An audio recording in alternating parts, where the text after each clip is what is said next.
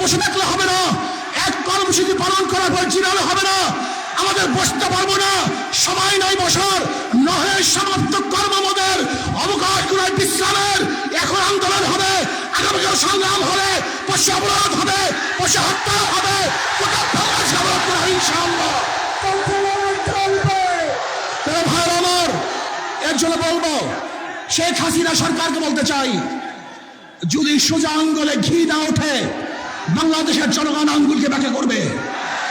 আপনি সাগর দেখেছেন, সাগরের ঢেউ দেখেন নাই, আপনি ঘুঘু দেখেছেন, ঘুঘুর ফান দেখেন নাই, আপনি পাহাড় দেখেছেন, পাহাড়ের ওজন দেখেন নাই, আপনি ইসলামী আন্দোলন বাংলাদেশকে দেখেছেন, বিশ্বের চর্মনাইকে দেখেছেন, এদের হুঙ্কার দেখেন নাই, আন্দোলন দেখেন নাই, সংগ্রাম দেখেন নাই।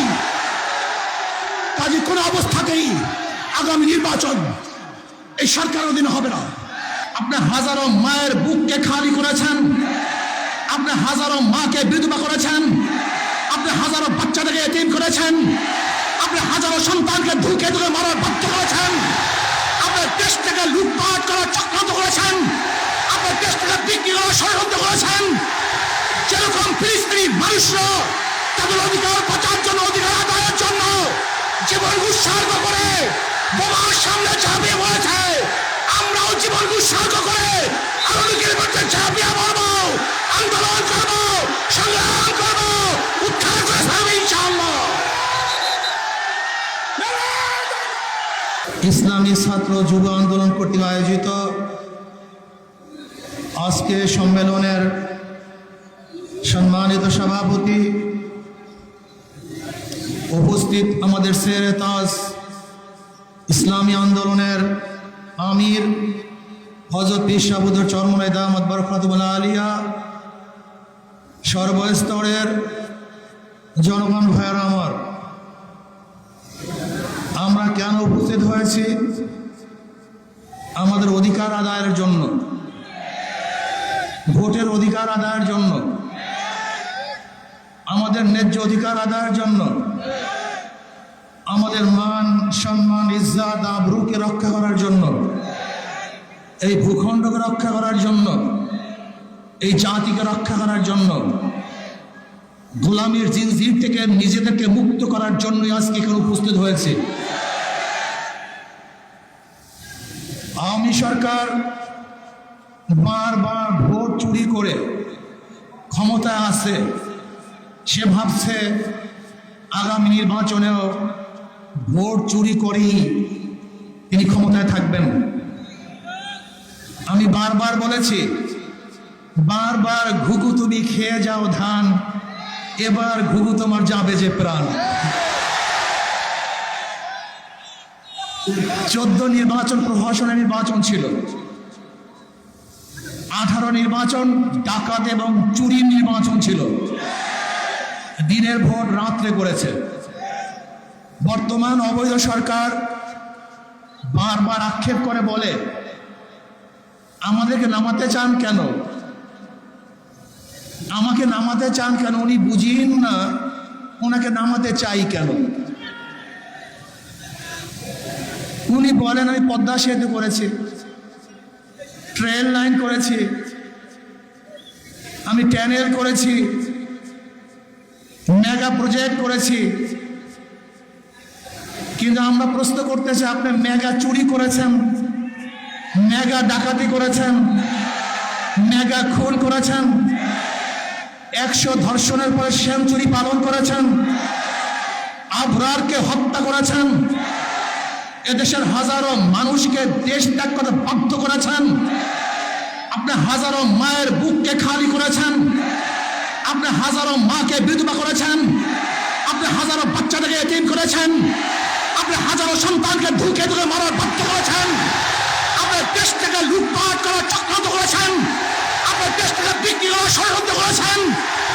যেরকম ফিলিস্তিনি মানুষরা তাদের অধিকার বাঁচার জন্য, অধিকার আদায়ের জন্য জীবন উৎসর্গ করে বোমার সামনে ঝাঁপিয়ে পড়েছে, আমরাও জীবন উৎসর্গ করে আধুনিকের মধ্যে ঝাঁপিয়ে পড়বো, আন্দোলন করবো, সংগ্রাম করবো, উদ্ধার করে ছাড়বে ইনশাআল্লাহ।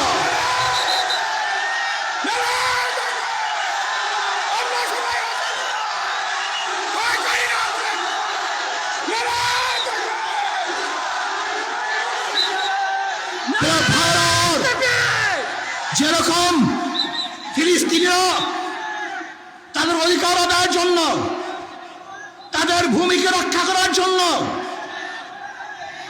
তাদের আদর্শ ঐতিহ্যকে রক্ষা করার জন্য যদি বুলেটের সামনে ঝাঁপিয়ে পড়তে পারে, ট্যাঙ্কের সামনে ঝাঁপিয়ে পড়তে পারে, অকপটে রক্ত দিতে পারে, জীবন দিতে পারে, বাচ্চাগুলিকে ট্যাঙ্কের সামনে ছুঁড়ে দেখতে পারে, আমার মা বড় ইজ্জত হানি করতে পারে, যদি ফিলিস্তিনিরা তাদের অধিকার রক্ষা করার জন্য শহীদ হতে পারে, আজকে বাংলাদেশের প্রত্যেকটা জনগণ তাদের অধিকার রক্ষা করার জন্য রক্ত দিবে, জীবন দেবে, সংগ্রাম করবে, তারা রাস্তায় ঝাঁপিয়ে পড়বে ইনশাআল্লাহ।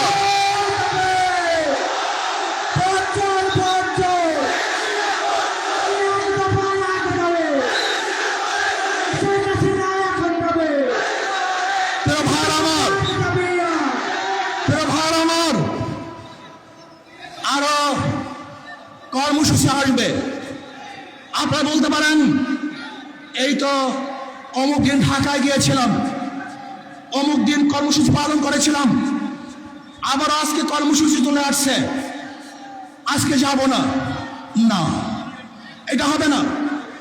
যেরকম খন্দকের যুদ্ধ শেষ হওয়ার পরপরই নবী আলাইহিস সালাতু ওয়াস সালাম যখন বিশ্রামে গিয়েছিলেন, জিবরাইল বলেন, ইয়া নবী আল্লাহ, আমি এখনো যুদ্ধের পোশাক খুলি নাই, আর আপনি তলোয়ার রেখে দিয়েছেন। না, আমাদের সমাপ্ত হয় নাই কাজ। বনু কুরাইজায় মার্চ করেন সেই ক্ষুধার্ত সাহাবীরা যারা দুর্বল হয়ে গেছিল খন্দকের যুদ্ধে, সেই অবস্থা আবার বনু কুরাইজায় মার্চ করেছিল, তলোয়ার ধরেছিল, বনু কুরাইজা অবরোধ করেছিল, ওদেরকে চিরতরে গোটা দুনিয়া থেকে নিস্তব্ধ করে দিয়েছিল। আজকে আমাদের বসে থাকলে হবে না, এক কর্মসূচি পালন করার পর জিরালে হবে না, আমাদের বসতে পারবো না। সময় নয় বছর, নহে সমাপ্ত কর্ম আমাদের, অবকাশ নয় বিশ্রামের। এখন আন্দোলন হবে, আগামীকাল সংগ্রাম হবে, পশু অবরোধ হবে, পশু হত্যা হবে, গোটা বাংলাদেশ অবরোধ করা হবে ইনশাআল্লাহ। ভাইয়ের আমার, এর জন্য বলবো, শেখ হাসিনা সরকারকে বলতে চাই, যদি সোজা আঙ্গুলে ঘি না ওঠে বাংলাদেশের জনগণ আঙ্গুলকে ব্যাখ্যা করবে। আপনি সাগর দেখেছেন, সাগরের ঢেউ দেখেন নাই। আপনি ঘুঘু দেখেছেন, ঘুঘুর ফান দেখেন নাই। আপনি পাহাড় দেখেছেন, পাহাড়ের ওজন দেখেন নাই। আপনি ইসলামী আন্দোলন বাংলাদেশকে দেখেছেন, বিশ্বের চর্মনাইকে দেখেছেন, এদের হুঙ্কার দেখেন নাই, আন্দোলন দেখেন নাই, সংগ্রাম দেখেন নাই। কাজে কোনো অবস্থাতেই আগামী নির্বাচন এই সরকার অধীনে হবে না। আগামী নির্বাচন, প্রশাসন নির্বাচন সহ্য করবো না। কাজে এর জন্য যদি আমাদের রক্ত দিতে হয়, জীবন দিতে হয়, সব কিছু দিয়েও বাংলাদেশের অধিকারকে ঠিক রাখবো, এই ভূমিকে বাঁচাবো। আমরা পরাধীন হব না।